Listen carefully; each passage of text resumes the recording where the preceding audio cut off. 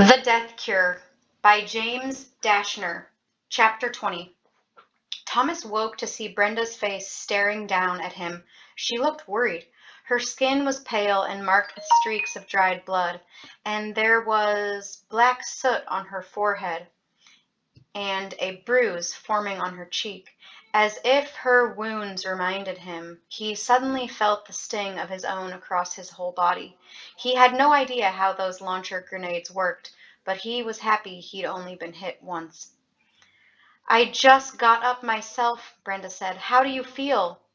Thomas shifted to lean on his elbow and winced at the sharp pain in his leg where he'd been grazed by the bullet. Like a bucket of clunk. He lay on a low cot inside a large cargo hold that currently held nothing but a bunch of mismatched furniture. Minot and Newt were taking well-deserved naps on a couple of ugly couches, blankets covering their bodies and tucked in under their chins. Thomas had a sneaking suspicion that Brenda had done that. They looked like little kids, all snuggly and warm. Brenda had been kneeling next to his cot. She now stood up and took a seat on a frumpy armchair a few feet away. We slept for almost 10 hours. Serious?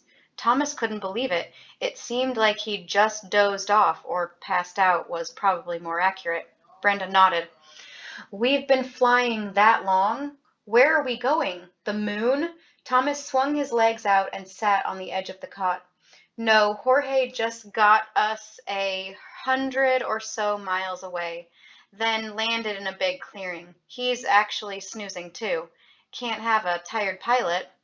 I can't believe we both got shot by launchers. I liked it a lot better being the one who pulled the trigger. Thomas rubbed his face and let out a big yawn. Then he examined some of the burns on his arms.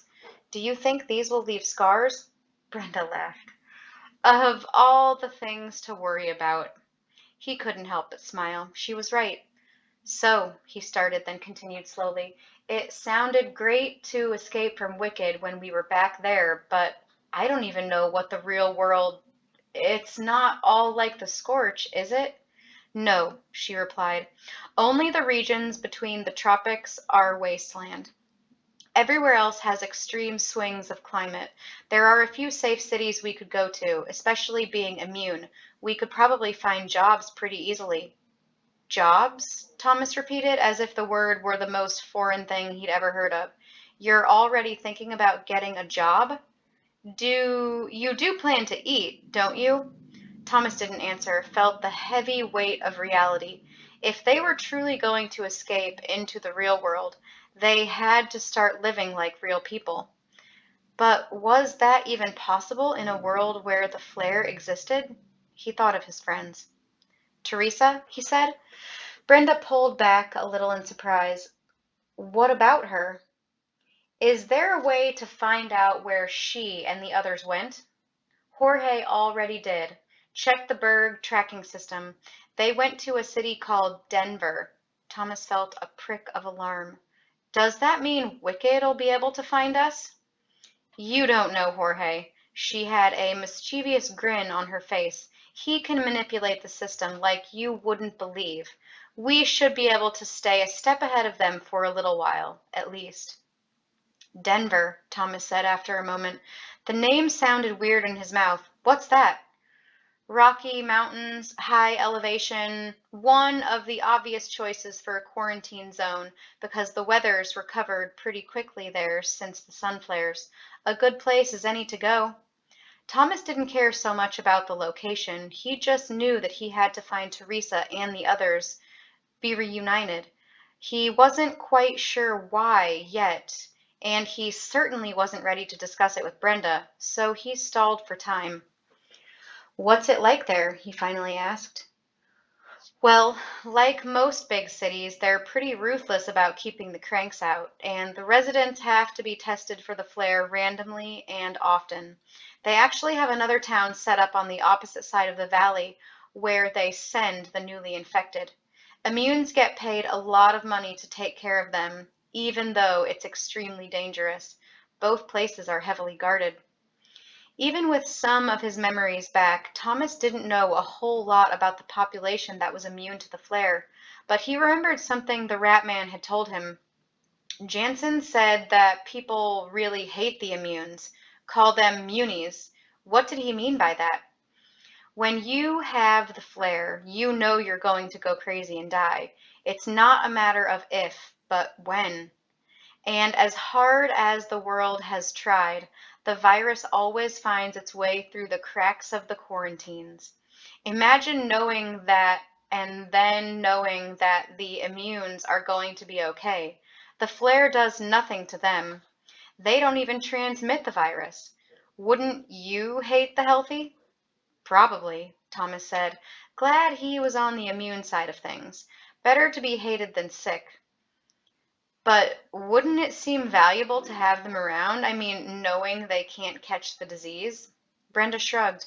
They're definitely used, especially in government and security roles, but the others treat them like trash, and there's way more people who aren't immune. That's why the munis get paid so much to be guards, otherwise they wouldn't go through it. A lot of them even try to hide their immunity, or go work for Wicked, like Jorge and I did.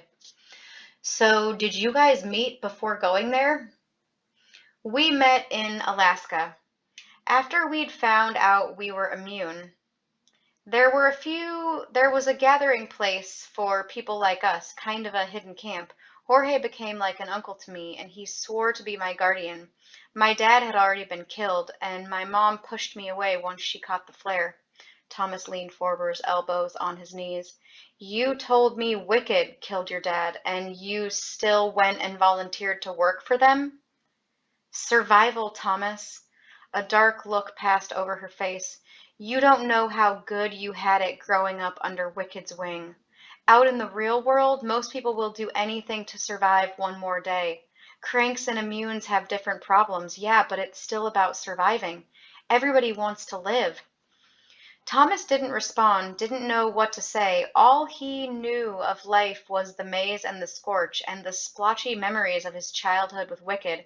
He felt empty and lost, like he didn't really belong anywhere. A sudden pain squeezed his heart. I wonder what happened to my mom, he said, surprising himself. Your mom? Brenda asked. You remember her? I had a few dreams about her. I think they were memories. What came back? What was she like? She was a mom. You know, she loved me, cared about me, worried about me. Thomas's voice cracked. I don't think anyone's done that since they took me away from her. It hurts to think of her going crazy, to think of what might have happened to her, what some crazy, bloodthirsty crank might have. Stop it, Thomas. Just stop. She took his hand and squeezed, which helped. Think how happy she'd be knowing you're still alive, still fighting. She'd died knowing that you were immune and that you'd have a chance to actually grow old, no matter how crappy the world is. Plus, you're totally wrong. Thomas had been staring at the floor, but at that he looked up at Brenda. Huh?